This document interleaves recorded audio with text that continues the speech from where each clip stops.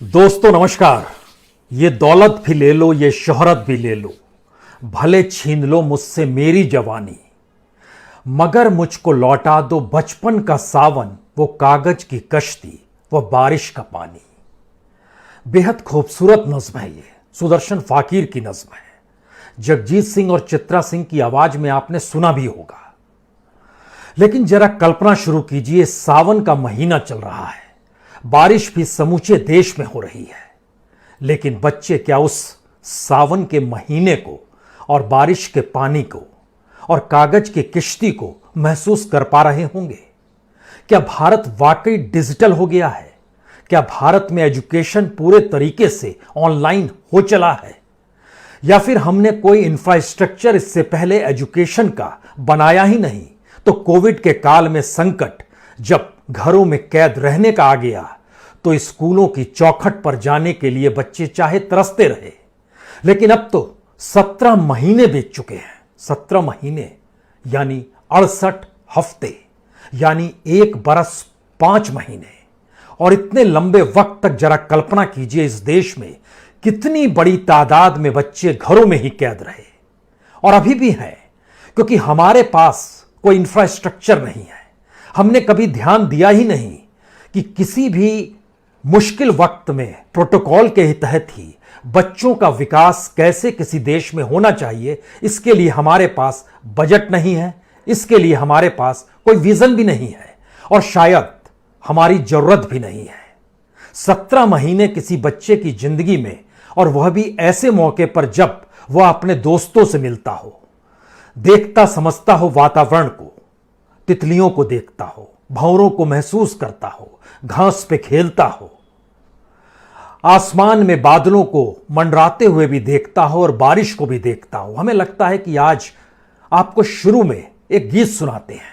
जब भारत में सर्व शिक्षा अभियान शुरू हुआ, 1 दशक से ज्यादा का वक्त उसमें हो चुका है, तकरीबन 2 दशक हो गए हैं जब सर्व शिक्षा अभियान शुरू हुआ। उस समय एक विज्ञापन जारी किया गया भारत सरकार की तरफ से, और बच्चों का उल्लास, बच्चों का उत्साह, बच्चों की जिंदगी जीने के तरीके को उसमें पिरोया गया। स्कूल चले हम। वाकई गीत बड़ा शानदार है और शायद उसमें बच्चों की जिंदगी जिस उम्मीद, आस, उत्साह, उल्लास के साथ आसमान तले स्कूल जाने के लिए मचलती है, वो शायद आज के वक्त में बच्चों के भीतर वैसा उत्साह है या नहीं है। क्योंकि दुनिया का सबसे बड़ा स्कूल तो भारत ही है। यूरोप के कई देश भारत में समा जाएं, इतनी बड़ी तादाद में यहां के बच्चे स्कूल जाते हैं, लेकिन सब चीजों पर ब्रेक लग चुकी है। हमने कोई इंफ्रास्ट्रक्चर जब डेवलप नहीं किया, इस बात का जब हम जिक्र कर रहे हैं, तो हमें लगता है कि आज बहुत सारी बातों को जानने की जरूरत है।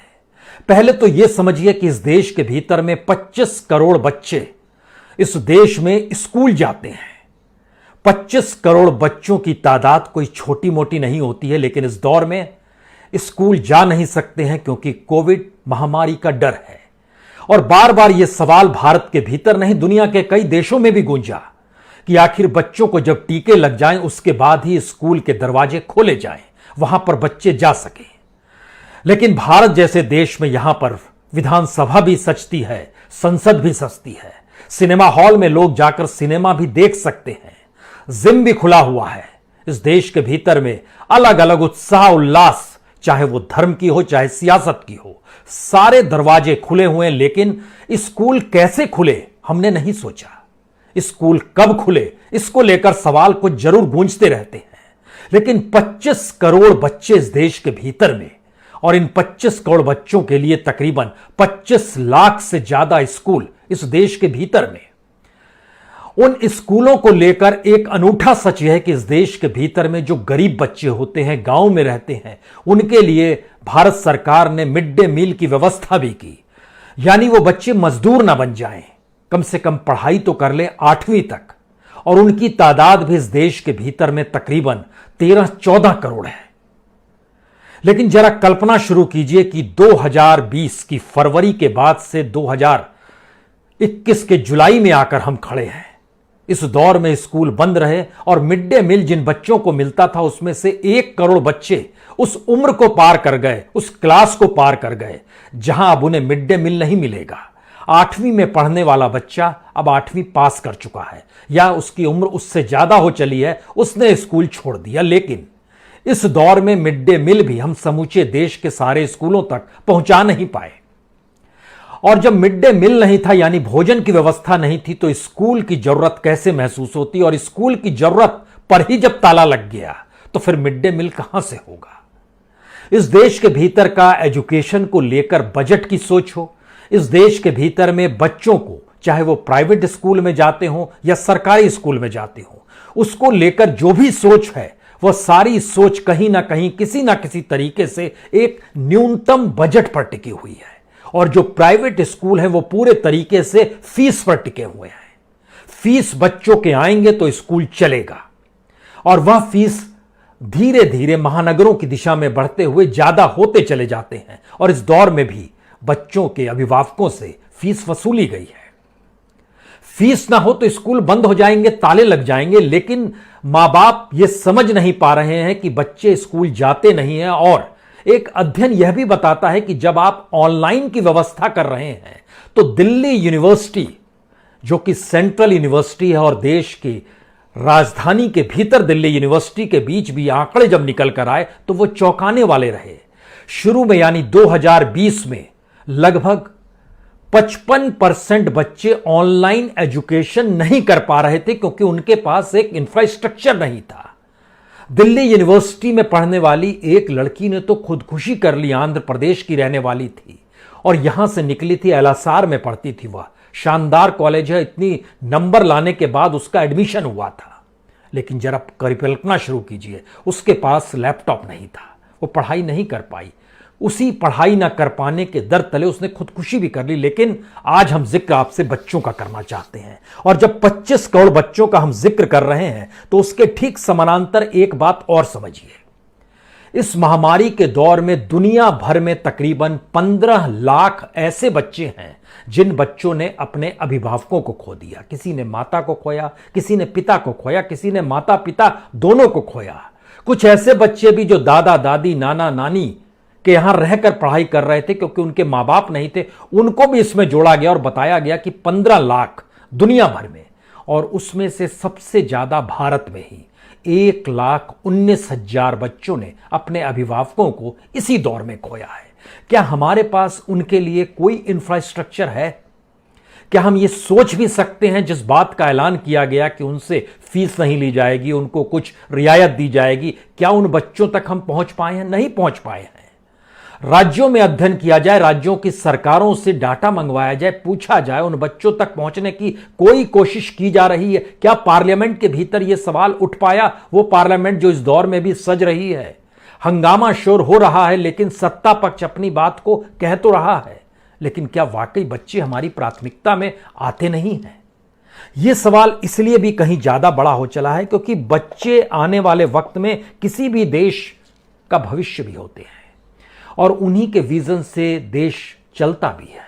लेकिन इस दौर में जो भी उन पर सिवाय सिर्फ शैक्षणिक नुकसान का नहीं है, चौमुखी विकास का है, उस मानसिक परिस्थितियों का है जिसमें बच्चे का विकास होता है। ब्रिटेन में बहुत सोचा गया इस पे, और उसके बाद छोटे बच्चों का स्कूल सबसे पहले खोला गया। अमेरिका में सबसे पहले खोला गया। यूरोप में छोटे बच्चों का स्कूल सबसे पहले खोला गया। ये अलग बात है, वहां पर प्रोटोकॉल मेंटेन करने का इंफ्रास्ट्रक्चर मौजूद था और सरकार के पास एक बजट भी था जिसके जरिए बच्चों के लिए स्कूल के दरवाजे खुले, बच्चे आपस में मिले, उनका विकास हो, वो भाषाओं को सीख सकें, वह समाज की संवेदनाओं को जान सके, वो शायद अमीरी और गरीबी की परिस्थितियों को भी जान सके, एक संवाद बने आपस में। यह बच्चों के विकास के लिए जरूरी होता है। लेकिन इस देश के भीतर में बच्चे प्राथमिकता में नहीं आते हैं। और जब हम इस बात का जिक्र कर रहे हैं तो हमें लगता है बार बार इस देश में जो स्कूल का इंफ्रास्ट्रक्चर है उसमें अगर एक वक्त 25% बच्चों को भी एक प्रोटोकॉल के तहत बुलाया जाए, 100 बच्चों को एक साथ ना बुलाकर हर क्लास में 25 बच्चे ही अगर आप एवरेज ले लीजिए तो प्रोटोकॉल तो इस बात की इजाजत देता है। लेकिन दूसरा सवाल यह है कि हमने ऑनलाइन की जो व्यवस्था की, क्या समूचे देश में 25% बच्चे भी उस डिजिटल इंडिया को जी पा रहे हैं, उस इंटरनेट को जी पा रहे हैं, उस मोबाइल और लैपटॉप को जी पा रहे हैं? नहीं जी पा रहे हैं। जो हमने आपसे जिक्र किया, 25 करोड़ बच्चे इस देश में स्कूल में जाते हैं। और जब सर्व शिक्षा अभियान शुरू किया गया था तो मानकर चला था गया था कि इस देश में कोई बच्चा ऐसा नहीं होगा जो घर में बैठेगा, हर बच्चा स्कूल जाएगा। लेकिन मौजूदा वक्त में सबसे बड़ी त्रासदी हमारी बच्चों को लेकर ही है। उनको लेकर कोई दृष्टि क्यों नहीं जाती है? क्योंकि दुनिया के भीतर से पहले जब भारत में झांकेंगे तो वाकई यूरोप के कई देश उसमें समा जाएंगे। जब हम इस बात का आपसे जिक्र कर रहे हैं तो दस्तावेजों में देखिए, भारत के दस्तावेजों में जिक्र है कि 23 करोड़ 98 लाख बच्चे 2020 में इनरोल्ड हैं जो कि स्कूल जा रहे हैं, स्कूल में ऑनलाइन की पढ़ाई ले रहे हैं। ऑनलाइन उनके लिए उपलब्ध है लेकिन ले नहीं पा रहे हैं।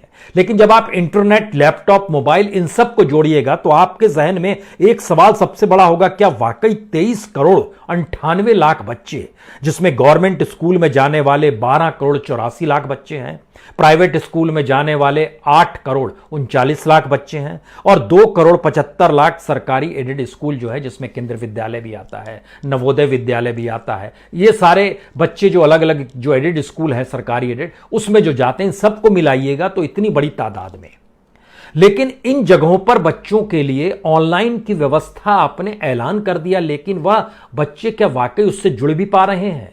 और अगर नहीं जुड़ पा रहे हैं और उनकी संख्या उस प्रोटोकॉल के मात्रा भी कम है, जो प्रोटोकॉल अगर आप स्कूलों में भी लागू कर देते तो भी वहां पर 10% ही से शुरुआत होती, लेकिन उस दिशा में सोचना तो चाहिए था, नहीं सोचा गया। सरकार कहती है कि हमारे पास 14,94,052 स्कूल हैं, यानी तकरीबन 15 लाख स्कूल है। और उसमें वह स्कूल जो शिशु मंदिर टाइप चलते हैं, अगर उनको जोड़ दीजिएगा और उस तरह के पूरे देश भर में जोड़िएगा तो तकरीबन 25 लाख स्कूल हैं। अब यहां पर सवाल सबसे बड़ा यह आता है कि इस देश के भीतर में स्कूलों की तादाद जिस संख्या में मौजूद है, उसके ठीक समानांतर इस देश का, हमको लगता है एक क्षण के लिए बजट भी देख लीजिए, उसके बाद हम उन परिस्थिति पर आ पाएंगे कितना बड़ा असर इस देश के भीतर में बच्चों पर पड़ रहा होगा। और एक स्कूल जब खुले हुए थे तो एक साइकिल थी, एक जो चल रही थी, घूम रही थी, लगातार बच्चे स्कूल जाते थे, सुबह निकलते थे, जाते थे, फिर घर लौटते थे, एक उनका जुड़ाव था समाज के साथ। लेकिन इस दौर में तो बिल्कुल नहीं है। और जब इस दौर में नहीं है और जिस दौर में था, हमें लगता है उस दौर के बजट को लेकर अगर 2021-20 के बजट को अगर हम देखना शुरू करें तो हो सकता है आप हैरत में आ जाएंगे, ये कैसे संभव है। और इसके ठीक समानांतर यह भी जरा सोचिएगा, भारत से कितनी बड़ी तादाद में लोग बाहर पढ़ने चले जाते हैं, ये बड़े बच्चे हैं। और कोविड काल में भी, यानी जिस दौर में दुनिया भर में बच्चों की आवाजाही रुकी हुई थी एजुकेशन को लेकर, उस समय भी भारत ही एकमात्र देश है जहां के सबसे ज्यादा बच्चों ने विदेशी यूनिवर्सिटीज में एनरोल किया और ऑनलाइन ही पढ़ाई शायद शुरू कर दी हो दुनिया के दूसरे देशों की तुलना में। और भारत इन जनरल भी चीन के बाद पहला नंबर आता है, जहां पर सबसे बड़ी तादाद में भारत के बच्चे बाहर पढ़ने चले जाते हैं, राज्य दर राज्य चले जाते हैं, लेकिन किसी की प्राथमिकता क्यों नहीं होती है। अब जब इस बात का हम आपसे जिक्र कर रहे हैं तो हमें लगता है कि एक चीज को जरा समझने की कोशिश कीजिए।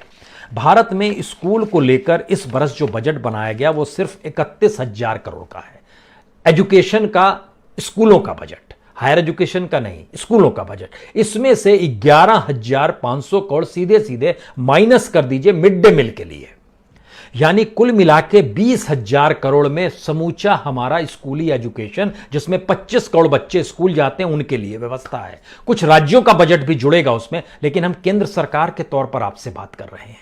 और उसमें जब केंद्र सरकार के बजट को आप देखना शुरू कीजिएगा तो आप हैरत में आ जाइएगा कि जो teaching learning result of states को सुधारने के ऊपर 485 करोड़ रुपए खर्च किए गए, मेरिट स्कॉलरशिप के लिए हमारे पास 350 करोड़ है पूरे साल का, और केंद्रीय विद्यालय के लिए 6,800 करोड़ है, नवोदय विद्यालय के लिए 3,800 करोड़ है, एनसीईआरटी के लिए 500 करोड़ है। जो लड़कियों को सेकेंडरी एजुकेशन दिलाई जाए, इसके लिए भारत सरकार का बजट सिर्फ 1 करोड़ का है।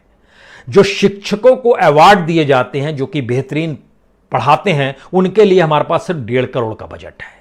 जो डिजिटल बोर्ड बनाना है, जो ऑपरेशनल में लेकर आना है, उसके लिए हमारे पास सिर्फ बजट 1 करोड़ रुपए का है। और प्रधानमंत्री इनोवेटिव लर्निंग प्रोग्राम जो डेवलप होगा उसके लिए 10 करोड़ का है। अब यहां पर आप दूसरी स्थिति देखिए कि हम लोग क्या ध्यान देते हैं, हमारी राजनीति कैसे प्रभावित कर देती है बच्चों को। इस देश के भीतर में जो नेशनल लिटरेसी मिशन है, जो हम शिक्षा अभियान आपसे कर रहे थे जिक्र, और जिसका गीत आपने शुरू में सुना, आपको जानकर हैरत होगी उसके ऊपर एक भी पैसा इस बजट में नहीं है, शून्य है। इस देश में जो मदरसे और अल्पसंख्यकों के नाम पर जो चलता है उसके लिए बजट हमारा शून्य है। उसका नाम दिया गया है umbrella programme for development of minorities education scheme for madrasa and minorities. Zero, एक भी पैसा उसके लिए बजट में नहीं है। जो लैंग्वेज टीचर्स की अपॉइंटमेंट है, यह कहा जाता है कि भाषाओं को सीखना चाहिए, तो लैंग्वेज टीचर की अपॉइंटमेंट के लिए और उनके लिए जो पैसा खर्च होगा उसमें भी हमारा बजट है जीरो, शून्य है। हमारी प्राथमिकता क्या है और हम जिस प्राथमिकता को अपनाना चाहते हैं उसमें बच्चे क्या वाकई फिट होते हैं या नहीं होते हैं। आपको जानकर हैरत होगी, इस देश के भीतर में जिसने भी ग्रेजुएशन किया मौजूदा वक्त में उसके पास काम नहीं है, जिसने पीजी किया उसके पास भी काम नहीं है, जिसने डिप्लोमा किया, डिग्री ली, उसके पास भी काम नहीं है।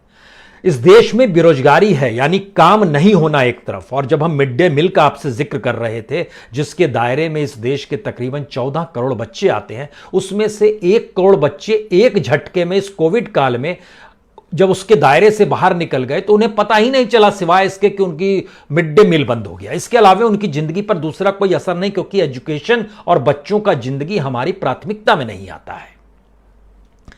इस देश के भीतर में सरकार का डाटा बताता है, जो बड़ा हैरत अंगेज है, जो ग्रेजुएट हैं उनमें बेरोजगारी दर 17.2% है। जो डिप्लोमा किए हुए हैं वो 14.2% है बेरोजगारी दर। जिन्होंने पोस्ट ग्रेजुएशन किया हुआ है उनकी बेरोजगारी दर लगभग 13% है, 12.9%। और सबसे कम बेरोजगारी दर 8वीं और 10वीं पास किए बच्चों के साथ है, क्योंकि वह अनस्किल्ड लेबर के तौर पर उनको कहीं ना कहीं कुछ ना कुछ काम मिल जाता है और सरकार मान लेती है कि उनको हमने रोजगार दे दिया। यह इस देश के एजुकेशन का प्रोसेस है कि 8वीं और 10वीं तक पढ़े बच्चों को अनस्किल्ड मजदूरी के तौर पर काम मिल जाता है। अब आप यहां पर सोचना शुरू कीजिए कि सबसे ज्यादा जो ग्रेजुएट बच्चे हैं और जो डिप्लोमा सर्टिफिकेट कोर्स लिए हुए हैं, सबसे बुरी हालत बिहार की है। बिहार में 20% है बेरोजगारी दर ग्रेजुएट बच्चों का और लगभग 85% है डिप्लोमा और सर्टिफिकेट कोर्स किए हुए बच्चे का। दूसरे नंबर पर दिल्ली आती है। दिल्ली में लगभग 13.5% है ग्रेजुएशन किए हुए, जो पीजी किए हुए हैं उनके पास रोजगार नहीं, वह लगभग 16% है। डिप्लोमा और सर्टिफिकेट वाला लगभग 14% है। उत्तर प्रदेश जो सबसे बड़ा राज्य है, सबसे बड़ी तादाद में वहां पर स्कूलों की संख्या है, इतनी बड़ी तादाद में स्कूल, इतनी बड़ी तादाद में वहां पर बच्चे कि उनको जब जोड़ना शुरू कीजिएगा तो आपको जानकर हैरत होगी कि उत्तर प्रदेश के भीतर में तकरीबन सारे स्कूलों को अगर आप मिला दीजिएगा तो वह 4 करोड़ 20 लाख स्कूल, वहां पर 4 करोड़ 20 लाख बच्चे आते हैं, जिसके दायरे में जो स्कूलों की संख्या है वह तकरीबन 20 लाख है। इतनी बड़ी तादाद में स्कूल बंद हैं, बच्चे नहीं पढ़ पाएंगे। 4 करोड़ 20 लाख बच्चे सिर्फ उत्तर प्रदेश में, हम तो पूरे देश का 25 करोड़ बता रहे थे। लेकिन बहरहाल अब यहां पर देखिए, जिन बातों का हम आपसे जिक्र खास तौर पर करना चाहते हैं, इस देश के भीतर में एजुकेशन आपकी प्राथमिकता में नहीं है। छोटे बच्चों का जो स्थिति, विकास तो आपने इस दौर में रोक दिया, क्योंकि आप समझ नहीं पाए कि स्कूल को कैसे खोलें, उसके प्रोटोकॉल क्या होने चाहिए, उन नियम कायदों को आपने देखा नहीं। अब आप सोचिए कि भारत में जो विदेशों से पढ़ने वाले बच्चे आते हैं, इस बार सरकार अपनी पीठ ठोक रही है कि 50,000 बच्चे आ गए, जो मैक्सिमम है। पूरे मोदी काल में 2014-15 से लेकर 2021 तक लगभग 2,71,000 बच्चे दुनिया के अलग अलग देशों से भारत पढ़ने आए। लेकिन वह कौन से देश हैं? नेपाल, भूटान, श्रीलंका, अफगानिस्तान, युगांडा, ये जो सारे देश हैं, इन देशों से मैक्सिमम बच्चे आए, लगभग 60%। और बाकी छिटपुट दुनिया के दूसरे देशों से बच्चे आए। लेकिन 2015 से 2021 का सरकार कहती है हमारे देश में 2,71,593 बच्चे पढ़ने आए, जिसमें मैक्सिमम इसी बरस है लगभग 50,739 बच्चों ने एनरोलमेंट किया है। लेकिन अब आप कल्पना शुरू कीजिए कि भारत से जो बाहर चले जाते हैं, इस देश के भीतर में हमने एजुकेशन की कोई व्यवस्था डेवलप नहीं की है, उनकी स्थिति क्या होगी। सिर्फ कोविड काल में जिस दौर में आवाजाही रुकी हुई थी, उस दौर में भी 2,61,406 बच्चों ने इनरोलमेंट कराया विदेशी विश्वविद्यालयों में पढ़ाई के लिए। भारत में उनको लगा यहां पर एजुकेशन सिस्टम ऑनलाइन भी नहीं हो पा रहा है। और अगर आप साल दर साल जोड़ते चले जाइएगा और 2015 से लेकर 2021 तक जोड़िएगा तो तकरीबन 28,19,008 बच्चों ने इनरोलमेंट विदेश में कराया। और इस बरस जुलाई तक का आंकड़ा बता रहा है 2,75,000 बच्चों ने इनरोलमेंट अपना करा लिया है। जनवरी फरवरी में 71,000 की जानकारी आई, उसके बाद जुलाई तक में 2 लाख और बढ़ गए और यह सितंबर तक और बढ़ेगा, दिसंबर तक और बढ़ेगा। अगर आप इससे पहले का जिक्र कीजिएगा तो 2019 में 5,88,000 बच्चे बाहर चले गए थे। मुश्किल ये नहीं है, राज्यों को भी सोचना होगा, क्योंकि सबसे ज्यादा बच्चे आंध्र प्रदेश से जाते हैं। 3,25,000 बच्चे इस दौर में गए हैं 2015 से 2021 के बीच में। पंजाब के 3,10,000 बच्चे, महाराष्ट्र के 3 लाख बच्चे, गुजरात के 2.5 लाख बच्चे, तमिलनाडु के 2.5 लाख बच्चे, कर्नाटक के 1.5 लाख बच्चे और पूरे देश के लगभग 30 लाख बच्चे इस 2015 के बाद से विदेश में चले गए।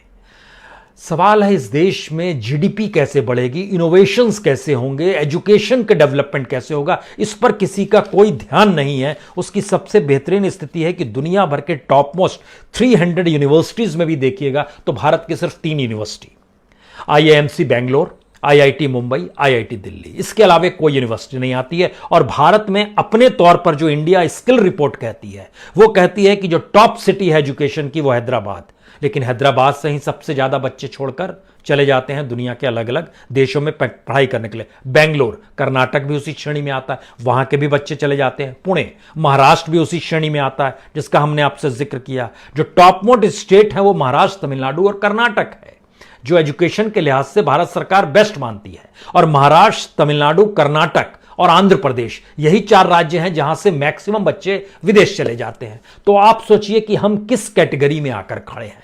और जब इन पूरे प्रोसेस को जब आप समझना शुरू करेंगे तो उसमें कई सवाल आपके जहन में आखिर में जरूर आएंगे और ये सवाल आपको बेचैन कर देंगे। बेचैनी इसलिए क्योंकि इस देश के भीतर में एजुकेशन को लेकर बाहर पढ़ाने के लिए जो माँ बाप कमाते हैं वह मैक्सिमम उसमें ब्लैक मनी का भी हिस्सा होता है। जो लोग घूस लेते हैं, ब्यूरोक्रेट्स के बच्चे हैं या पॉलिटिशियंस के बच्चे हैं, वह भी एक अलग इकोनॉमी है। लेकिन सबसे मुश्किल तत्व क्या है, दुनिया में चाहे अमेरिका का जिक्र कीजिए, ऑस्ट्रेलिया का जिक्र कीजिए, ब्रिटेन का जिक्र कीजिए, जर्मनी का जिक्र कीजिए, कनाडा का भी जिक्र कीजिए, इन जगहों पर लोग मानकर चलते हैं, गवर्नमेंट मानकर चलती है कि एजुकेशन स्किल और एजुकेशन के जरिए इनोवेशंस जो होते हैं वह जीडीपी में लगभग 3% तक इजाफा कर सकते हैं। अमेरिका ने इसको खुले तौर पर आज से नहीं स्वीकारा है, बीते 50 वर्षों से स्वीकारा है कि एजुकेशन का महत्व क्या होना चाहिए। अब जर्मनी ने भी इसको एक्सेप्ट किया है, लेकिन हम अपने यहां के बच्चों को दुनिया के दूसरे देशों में बढ़कर उस देश की इकोनॉमी को डेवलप करने की दिशा में ले जाने को तैयार हैं, लेकिन अपने यहां चीजों को डेवलप कर पाने की सोच में नहीं आ पाते हैं, क्योंकि भारत के भीतर में प्राथमिकता बच्चे आते ही नहीं है, एजुकेशन आता ही नहीं है। यानी सिनेमा घर खुल जाएगा, जिम खुल जाएंगे, स्टेडियम खुल जाएंगे, बाजार खुल जाएंगे, गंगा स्नान करने के लिए जाइएगा वह भी खुल जाएगा, तमाम चीजें खुल जाएंगी। इस देश में पंचायत से लेकर लोकसभा चुनाव तक हो जाएंगे, विधानसभा खुल जाएगी, लोकसभा खुल जाएगी, संसद खुल जाएगा, सब कुछ खुल जाएगा। सरकारें बदलेंगी, सरकारें आएंगी, लेकिन इनकी प्राथमिकताओं में स्कूल नहीं है, बच्चे नहीं है। और यह एक ऐसी परिस्थिति को भारत भोग रहा है जिसमें अगर आने वाले वक्त में ये 25 करोड़ बच्चे, अभी तो सिर्फ 17 महीने हुए हैं, जरा कल्पना करके कोई भी इस देश में बता सकता है कि कितने महीने के बाद सारे स्कूल खुल जाएंगे? कोई नहीं बता पाएगा। यह स्थिति इस देश की सबसे त्रासदीदायक है। कभी इसको प्राथमिकता के साथ सोचना भी चाहिए। बहुत बहुत शुक्रिया, बहुत बहुत शुक्रिया। दोस्तों नमस्कार। ये दौलत भी ले लो, ये शोहरत भी ले लो, भले छीन लो मुझसे मेरी जवानी, मगर मुझको लौटा दो बचपन का सावन, वो कागज की कश्ती, वो बारिश का पानी। बेहद खूबसूरत नज्म है ये, सुदर्शन फाकीर की नज्म है। जगजीत सिंह और चित्रा सिंह की आवाज में आपने सुना भी होगा। लेकिन जरा कल्पना शुरू कीजिए, सावन का महीना चल रहा है, बारिश भी समूचे देश में हो रही है, लेकिन बच्चे क्या उस सावन के महीने को और बारिश के पानी को और कागज की किश्ती को महसूस कर पा रहे होंगे? क्या भारत वाकई डिजिटल हो गया है? क्या भारत में एजुकेशन पूरे तरीके से ऑनलाइन हो चला है? या फिर हमने कोई इंफ्रास्ट्रक्चर इससे पहले एजुकेशन का बनाया ही नहीं, तो कोविड के काल में संकट जब घरों में कैद रहने का आ गया तो स्कूलों की चौखट पर जाने के लिए बच्चे चाहे तरसते रहे। लेकिन अब तो 17 महीने बीत चुके हैं। 17 महीने यानी 68 हफ्ते, यानी 1 बरस 5 महीने। और इतने लंबे वक्त तक जरा कल्पना कीजिए, इस देश में कितनी बड़ी तादाद में बच्चे घरों में ही कैद रहे, और अभी भी हैं, क्योंकि हमारे पास कोई इंफ्रास्ट्रक्चर नहीं है। हमने कभी ध्यान दिया ही नहीं कि किसी भी मुश्किल वक्त में प्रोटोकॉल के तहत ही बच्चों का विकास कैसे किसी देश में होना चाहिए, इसके लिए हमारे पास बजट नहीं है, इसके लिए हमारे पास कोई विजन भी नहीं है, और शायद हमारी जरूरत भी नहीं है। 17 महीने किसी बच्चे की जिंदगी में, और वह भी ऐसे मौके पर जब वह अपने दोस्तों से मिलता हो, देखता समझता हो वातावरण को, तितलियों को देखता हो, भंवरों को महसूस करता हो, घास पे खेलता हो, आसमान में बादलों को मंडराते हुए भी देखता हो और बारिश को भी देखता हो। हमें लगता है कि आज आपको शुरू में एक गीत सुनाते हैं। जब भारत में सर्व शिक्षा अभियान शुरू हुआ, 1 दशक से ज्यादा का वक्त उसमें हो चुका है, तकरीबन 2 दशक हो गए हैं जब सर्व शिक्षा अभियान शुरू हुआ। उस समय एक विज्ञापन जारी किया गया भारत सरकार की तरफ से, और बच्चों का उल्लास, बच्चों का उत्साह, बच्चों की जिंदगी जीने के तरीके को उसमें पिरोया गया। स्कूल चले हम। वाकई गीत बड़ा शानदार है, और शायद उसमें बच्चों की जिंदगी जिस उम्मीद, आस, उत्साह, उल्लास के साथ आसमान तले स्कूल जाने के लिए मचलती है, वो शायद आज के वक्त में बच्चों के भीतर वैसा उत्साह है या नहीं है। क्योंकि दुनिया का सबसे बड़ा स्कूल तो भारत ही है। यूरोप के कई देश भारत में समा जाएं, इतनी बड़ी तादाद में यहां के बच्चे स्कूल जाते हैं, लेकिन सब चीजों पर ब्रेक लग चुकी है। हमने कोई इंफ्रास्ट्रक्चर जब डेवलप नहीं किया, इस बात का जब हम जिक्र कर रहे हैं, तो हमें लगता है कि आज बहुत सारी बातों को जानने की जरूरत है। पहले तो यह समझिए कि इस देश के भीतर में 25 करोड़ बच्चे इस देश में स्कूल जाते हैं। 25 करोड़ बच्चों की तादाद कोई छोटी मोटी नहीं होती है, लेकिन इस दौर में स्कूल जा नहीं सकते हैं क्योंकि कोविड महामारी का डर है। और बार बार यह सवाल भारत के भीतर नहीं, दुनिया के कई देशों में भी गूंजा कि आखिर बच्चों को जब टीके लग जाएं, उसके बाद ही स्कूल के दरवाजे खोले जाएं, वहां पर बच्चे जा सकें। लेकिन भारत जैसे देश में यहां पर विधानसभा भी सजती है, संसद भी सजती है, सिनेमा हॉल में लोग जाकर सिनेमा भी देख सकते हैं, जिम भी खुला हुआ है।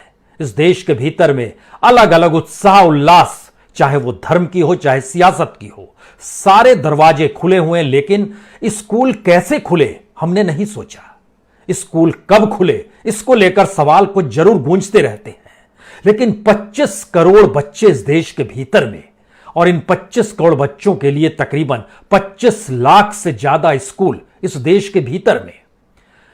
उन स्कूलों को लेकर एक अनूठा सच यह है कि इस देश के भीतर में जो गरीब बच्चे होते हैं, गांव में रहते हैं, उनके लिए भारत सरकार ने मिड डे मील की व्यवस्था भी की। यानी वो बच्चे मजदूर ना बन जाएं, कम से कम पढ़ाई तो कर ले 8वीं तक। और उनकी तादाद भी इस देश के भीतर में तकरीबन 13-14 करोड़ है। लेकिन जरा कल्पना शुरू कीजिए कि 2020 की फरवरी के बाद से 2021 के जुलाई में आकर हम खड़े हैं। इस दौर में स्कूल बंद रहे, और मिड डे मील जिन बच्चों को मिलता था उसमें से 1 करोड़ बच्चे उस उम्र को पार कर गए, उस क्लास को पार कर गए जहां अब उन्हें मिड डे मील नहीं मिलेगा। 8वीं में पढ़ने वाला बच्चा अब 8वीं पास कर चुका है, या उसकी उम्र उससे ज्यादा हो चली है, उसने स्कूल छोड़ दिया। लेकिन इस दौर में मिड डे मील भी हम समूचे देश के सारे स्कूलों तक पहुंचा नहीं पाए। और जब मिड डे मील नहीं था यानी भोजन की व्यवस्था नहीं थी तो स्कूल की जरूरत कैसे महसूस होती, और स्कूल की जरूरत पर ही जब ताला लग गया तो फिर मिड डे मील कहां से होगा।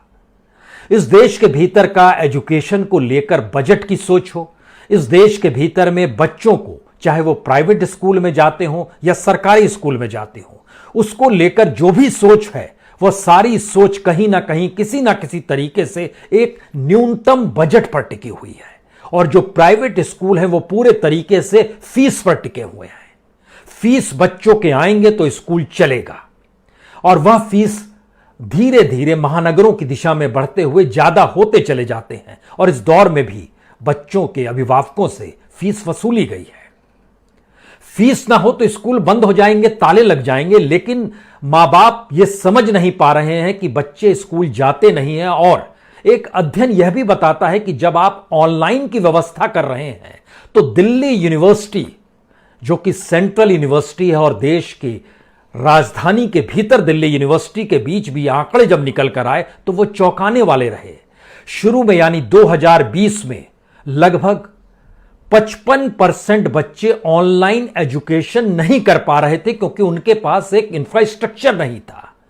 दिल्ली यूनिवर्सिटी में पढ़ने वाली एक लड़की ने तो खुदकुशी कर ली, आंध्र प्रदेश की रहने वाली थी और यहां से निकली थी, एलएसआर में पढ़ती थी। वह शानदार कॉलेज है, इतनी नंबर लाने के बाद उसका एडमिशन हुआ था।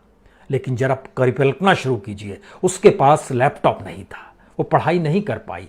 उसी पढ़ाई ना कर पाने के दर तले उसने खुदकुशी भी कर ली। लेकिन आज हम जिक्र आपसे बच्चों का करना चाहते हैं, और जब 25 करोड़ बच्चों का हम जिक्र कर रहे हैं तो उसके ठीक समानांतर एक बात और समझिए। इस महामारी के दौर में दुनिया भर में तकरीबन 15 लाख ऐसे बच्चे हैं जिन बच्चों ने अपने अभिभावकों को खो दिया। किसी ने माता को खोया, किसी ने पिता को खोया, किसी ने माता पिता दोनों को खोया।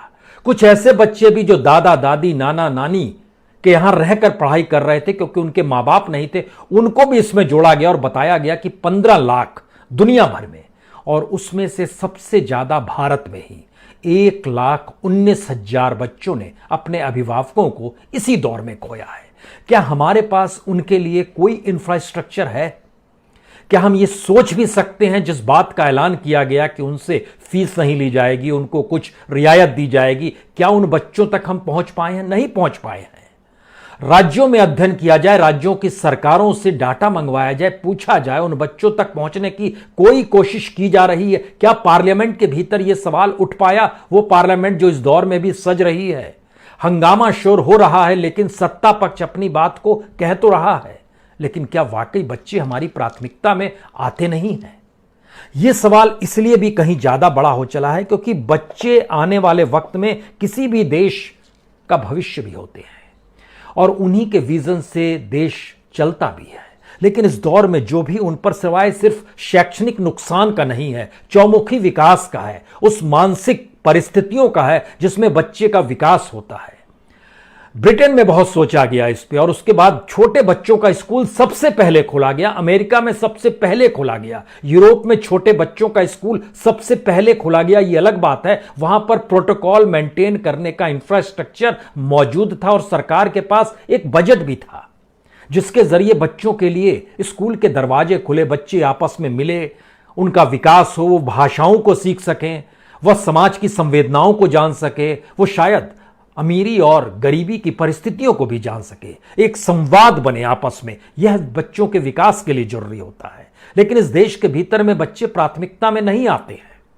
और जब हम इस बात का जिक्र कर रहे हैं तो हमें लगता है बार बार इस देश में जो स्कूल का इंफ्रास्ट्रक्चर है उसमें अगर एक वक्त 25% बच्चों को भी एक प्रोटोकॉल के तहत बुलाया जाए, 100 बच्चों को एक साथ ना बुलाकर हर क्लास में 25 बच्चे ही अगर आप एवरेज ले लीजिए तो प्रोटोकॉल तो इस बात की इजाजत देता है। लेकिन दूसरा सवाल यह है कि हमने ऑनलाइन की जो व्यवस्था की, क्या समूचे देश में 25% बच्चे भी उस डिजिटल इंडिया को जी पा रहे हैं, उस इंटरनेट को जी पा रहे हैं, उस मोबाइल और लैपटॉप को जी पा रहे हैं? नहीं जी पा रहे हैं। जो हमने आपसे